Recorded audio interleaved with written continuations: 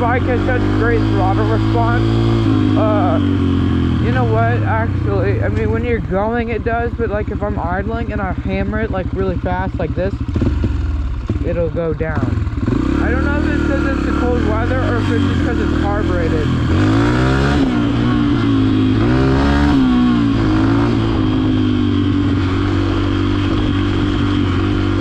The bike, these PT.4s normally come with like a really good like carburetor on them. I think it's a VM20, I'm not sure. So it's a little bit of a smaller carburetor, and I think that's why this bike runs a little lean, on the leaner side, but who knows. There it is.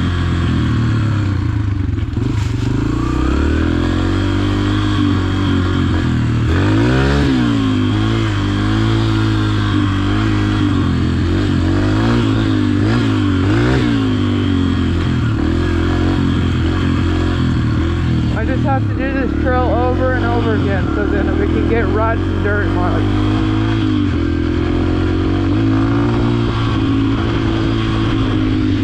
Yep, still got it.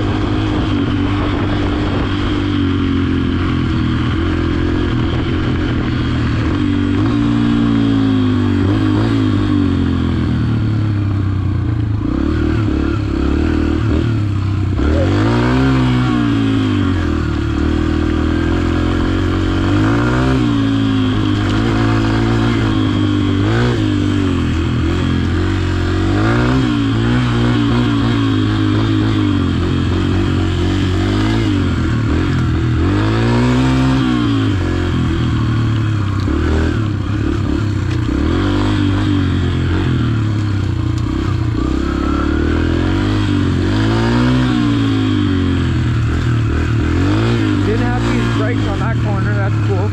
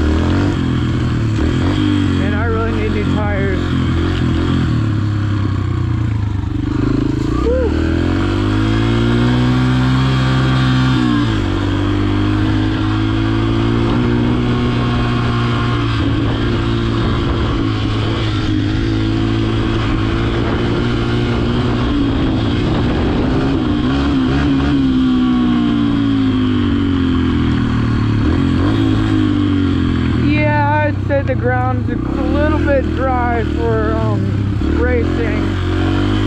I mean, you always like on a track, you would think that the driest it can be is the best, but actually what you want is just like the most minimal moisture you can achieve.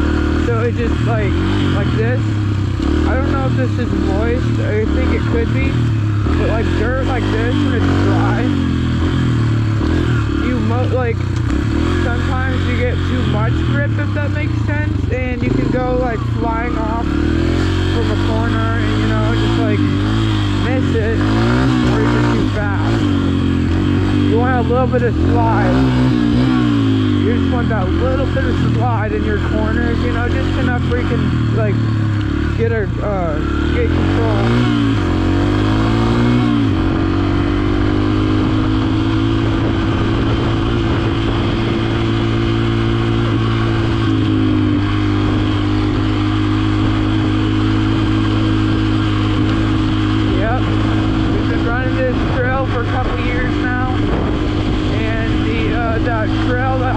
Where I've been riding on earlier is we call it the old trail because this is the original trail that we used to get to, or no, well, I'm somewhat right, but like, well, let me explain.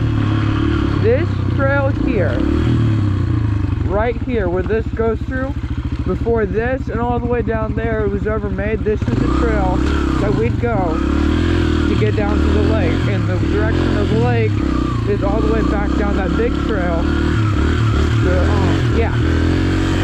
So we have to, so people used to come down here, the people before my generation would ride down to the woods here and go all the way down to the woods to this trail.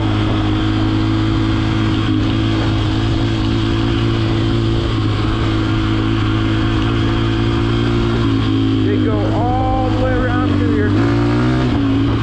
Yep. Back there, my tire wasn't sliding out or spinning, and you want just a little bit of spin. Not too much, just enough that throws dirt. But now, as I was saying, whenever people used to ride through the trail before my generation started riding through here, which is, I believe, Generation Alpha. I'm not sure anymore, but they used to come through all this way.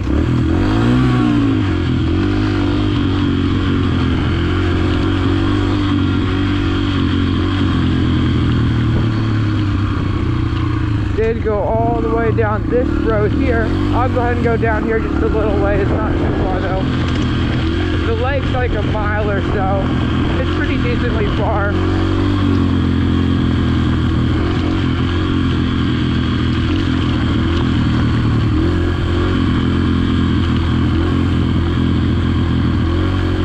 But yeah, they go through that little thicket of the woods down to this, which is really rocky.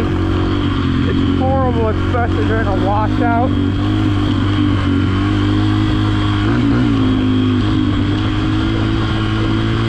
And yeah, this is I would say most likely if you're like around Branson or just any part of Missouri and you're close to Branson or the Hollis Street area, this is like a real, I mean, it's private, so you can't like just let anybody come in here and start riding. But oh my gosh, check that out. You guys see that?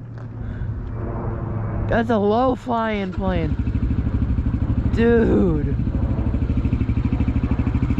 I'm about to break my neck from that. That's low flying. Good grief.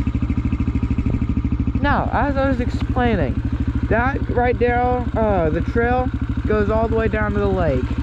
It's a pretty treacherous, well, no, it's hard to explain. It's pretty rocky. It's not made for beginners, that's for sure. So I'd say if you've been riding for at least around, at least a half month or more, like if you have a half month or more of experience, and you should be fine. Just as long as you know how to control a bike really well on really like rocky terrain, then you should be fine. I've been riding for like, golly, I started riding, the first ever little vehicle I got was a little Chinese four-wheeler.